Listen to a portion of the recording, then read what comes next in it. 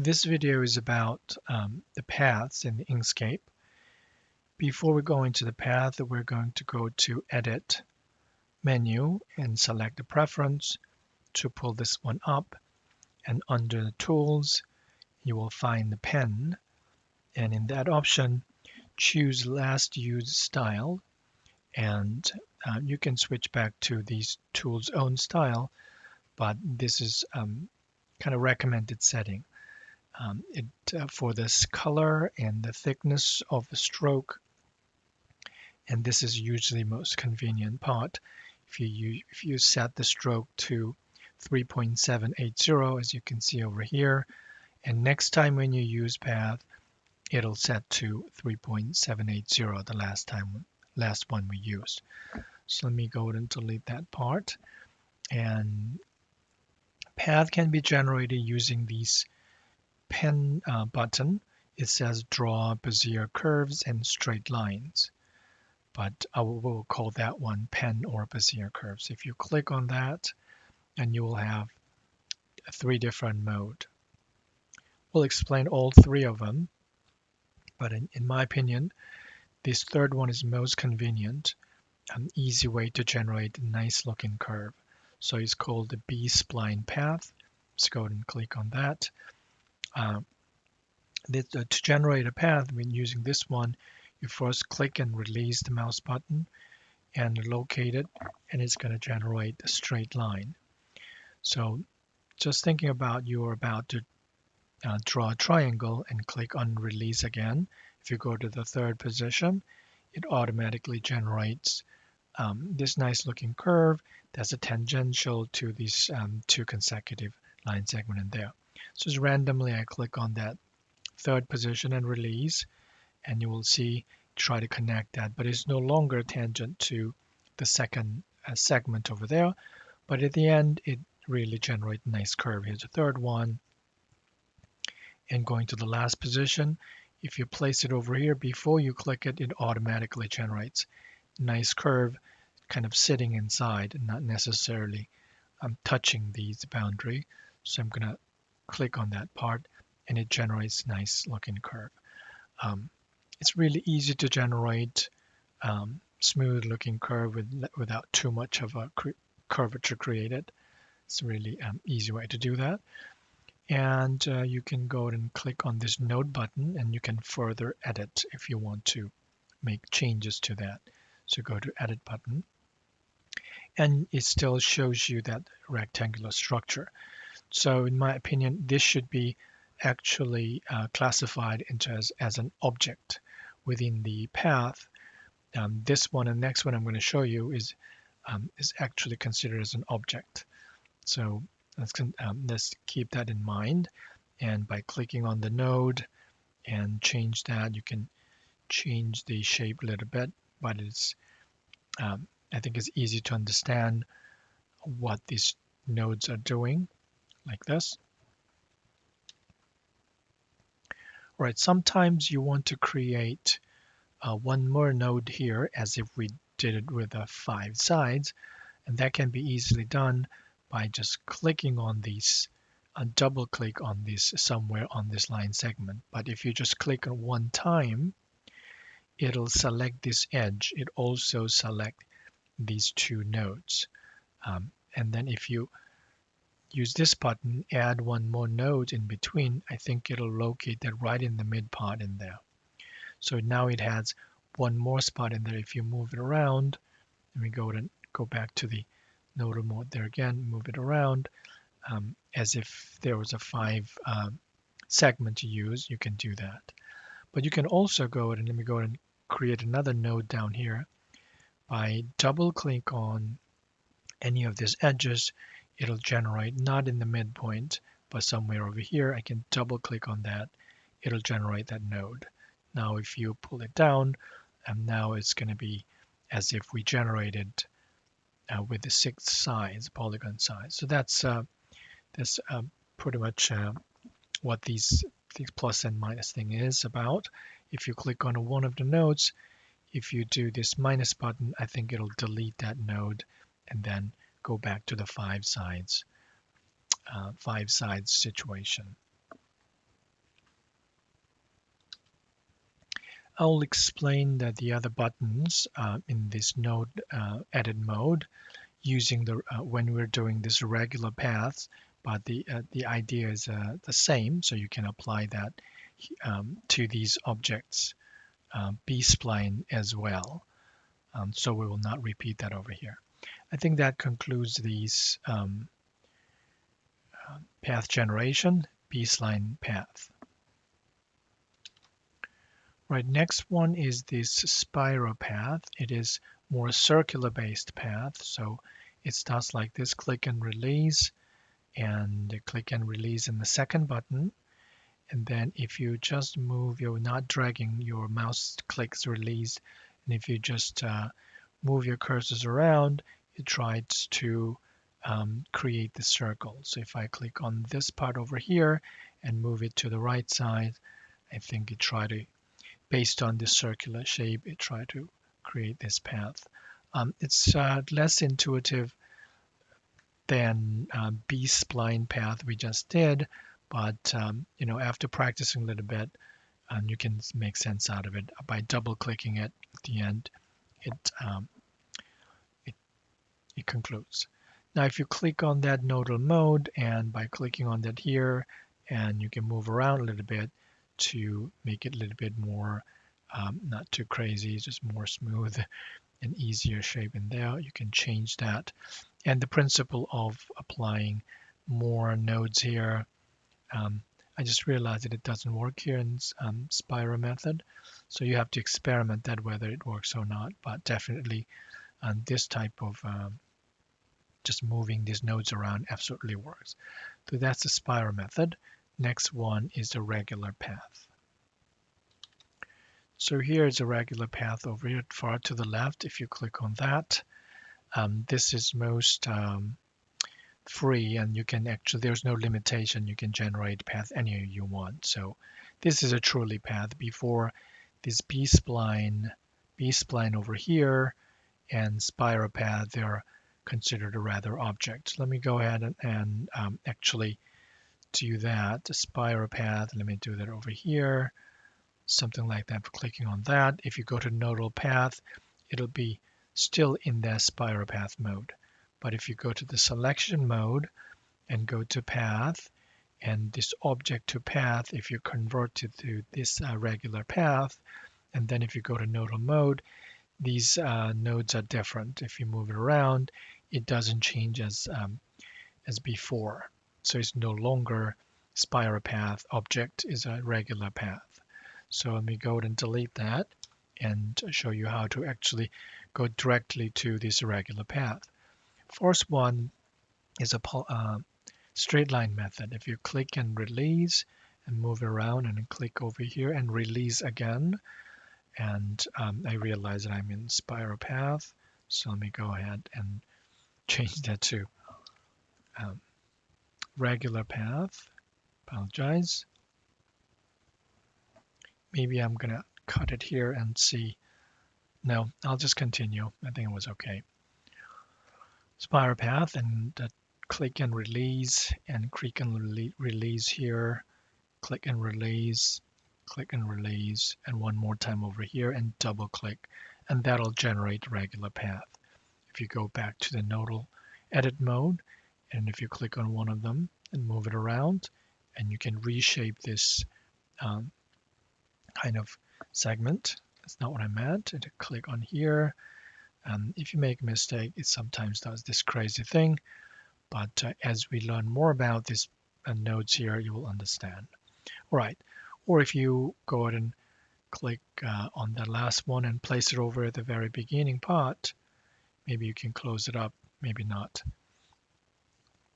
I'll show you how to actually do that using this edit menu. I already explained it, adding this node. You have to select these two nodes to add additional node right in the middle. But you can click on this node here and shift and click on this next node, and it'll change the color to darker one and select the two nodes. However, you can also just click on one time on this edge, then it automatically select the edge and these two nodes in there. From there, you can add one more node in there and click on one time to deselect the other two and move it over here, and you have added one more node in there. Or if the right in the middle part is not important, then you can just go and double click on it here, and that'll add node here as well. Already explained this deleting this node. Click on this edge, and if you delete that nodes, and then it's going to change that from here to there. I think it try to keep this earlier shape as possible as we delete these two nodes, but you can only delete one node. So let me go back and select the one node here. Deselect and only one node, and if you remove it, and then again, just try to keep the shape and decide to make it curvy in there. Next one, let me explain this this button over here. It says join as selected nodes. So if I click on these two edge or click on this edge then it selects these two nodes. Misspoke. And if you join that, as you can see, it kind of combined this one into one nodes in there. It selects right in the middle point and join them together. The second one is actually separating the nodes. I'm going to select the one bottom node here. If you click on that, it'll kind of break that and create two nodes that overlapped each other. It's kind of difficult to see, but if you click on that, it's kind of different from other shape of other nodes. If you click on one of the node, if you move it over here, so you can see it's broken apart from each other. So that's what these two things are doing. So the next one over here is join selected end nodes with a new segment. So let me go back to the original shape, and it was joined now. This is the original one. So I didn't close up when I was creating this. So if you select these two nodes by clicking and shift click here, these two nodes are selected. And if you select this one, I think it's going to join the other two, these two nodes. And the next button is actually breaking that part in there. So if you click on this edge, it'll select the two nodes, and by clicking on that, it'll break this path. So those are these kind of edits you can do with adding and subtracting nodes and edges like that. And even though it has two disconnected components, it is still one path, considered as one path. And if you want to break this apart, or if you kind of go ahead and try to fill this one, as you can see, it doesn't recognize as a two different. They look at each individual component and try to fill it up here. So this is actually two paths combined together as one path. And you can break that by going to the path and the break apart. This is different from grouping. It is specific to the path. So you have to understand there's a difference between grouping and combining the two paths. Now, if you click on one of them, it's separated. But if you shift click and select all that, not grouping it, but go to path, combine them, and we go back to as this one path, a combined path. So I erase this fill color and like to go back to the edit mode and select all these things and wanted to join this thing. So change that to a complete closed curve, join it like this. Next thing I'd like to introduce is this part here where we change the curvature. So if you choose this one node over here, and if you go to, this is a useful one, the symmetric one first. If you click on this button, it'll change that node into a smooth part with this velocity. I forgot to mention these. This is the right term to call it the velocity. If you increase this velocity vector, it's a symmetric, both left and right will increase that way. So if I choose this one over here and select this smooth node button, then it creates this handle, and it makes it smooth if you change the direction. But if you increase the velocity on one side, it does not, it keeps the other velocity in the same shape. Sometimes this is what you needed, so this is also useful. Now the first one's also useful if you want to change that particular one into a cuspidal form, then you can change that to this cusp button. Then this handle is actually individually controlled, not making smooth, and you can make this cuspidal node in there. I find this button also useful and makes selected segments align. So if you want to actually change these two segments here, this one segment with these two nodes to align, go ahead and select the edge, then it select this edge and this node, go ahead and click on this button. That'll change to a straight line with this node still available, but it's got to be straight line in there.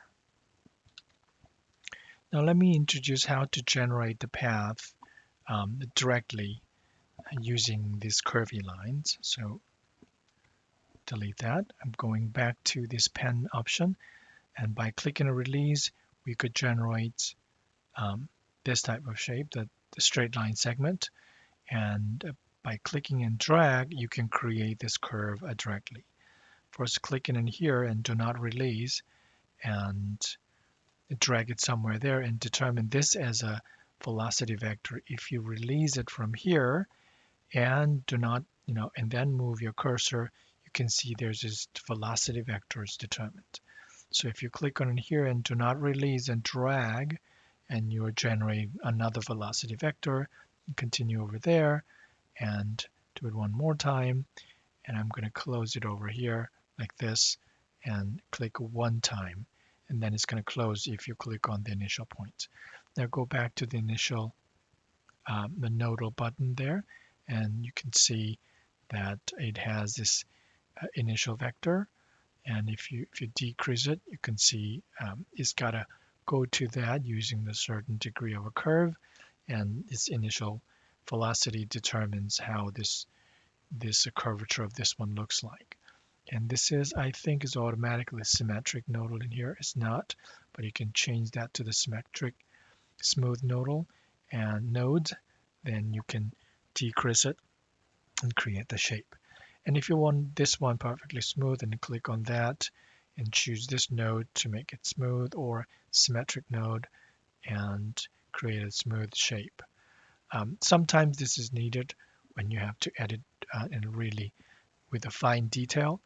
But oftentimes, when you have to just create a rough shape, this B-spline path is an awesome thing to use. But this has this regular path has this full generality and freedom of creating different shapes of paths. One last thing I'd like to introduce is the arrow. If you go to pen button, Bezier curve, and I'm going to use just regular path and click and release and control key, and then it'll constrain this movement to the horizontal or 45-degree or some prescribed directions. So it's very useful if you have to draw a horizontal line.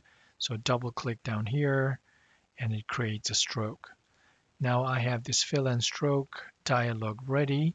If you go to style, and you can change the style of this solid part line to dotted line and so on. That's quite self-explanatory, so I'll leave it there. But there's these markers, a middle part, an end part. You started here and ended it there. If you go to this end part over here and click, and you can have various different markers for the end of this segment. So if you choose this size of head, it'll create certain size of arrowhead over there. If you go to the beginning marker, you can change that to this dot, and it'll create a small beginning point there. You can change the bigger one, then you can create an arrow like that. And let me replace it with a normal one, and it looks like x-axis of a xy coordinate plane, but it can be used for other things, for vectors and other stuff. So for example, to create XY plane, I would go ahead and select that and duplicate by Control D and rotate by counterclockwise and control and move over there to keep this horizontal shape. As you can see, does not change the height over there. So it's kind of nice shape, but you can control and shift up here like that to focus more on the first quadrant. Now you click this one and that one together and group it, and or you can do the combined path, and you can always move it around, and whenever you select it, they both are selected because it's one group. Now you can create this XY coordinate system. So we use arrows a lot, so I wanted to cover in this basics of these paths. That concludes this video, so I'll see you in the next one.